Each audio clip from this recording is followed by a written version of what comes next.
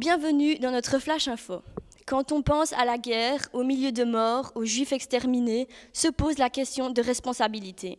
Lors du procès de Nuremberg, la plupart des accusés ont plaidé non coupables. Comment peut-on participer à un tel acte comme la Shoah et ne pas se sentir responsable ? Nous allons poser la question à Manon Lagneau, qui a réfléchi sur les écrits de Hannah Arendt. Il peut y avoir plusieurs explications. La première que je vous propose est celle de l'arme. Si un homme en tue un autre avec un fusil, est-ce le fusil le coupable ? Je dirais que non, mais quel est le lien avec le concept de responsabilité ?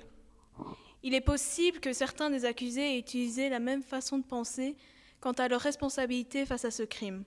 Le Führer est celui qui tire, et je ne suis que l'arme qu'il utilise afin d'arriver à ses fins.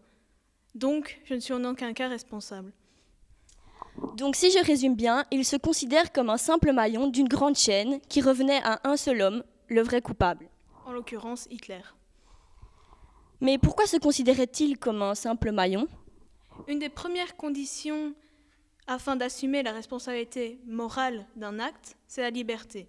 Si on n'est pas libre, on ne peut pas être considéré comme responsable. Est-ce que ces hommes étaient réellement contraints d'obéir au Troisième Reich ? C'est difficile à dire, car même s'ils ont été libres de choisir d'adhérer au parti nazi, on ne peut pas vraiment savoir s'ils étaient libres d'en sortir. Cependant, Hannah Arendt, après avoir regardé le procès d'Eichmann, évoque le concept de culpabilité sans responsabilité dans son livre « La banalité du mal ». C'est une idée novatrice, ça, Madame Lagneau. Pouvez-vous me l'expliquer plus en détail ? Elle avance l'idée d'être coupable, mais pas responsable.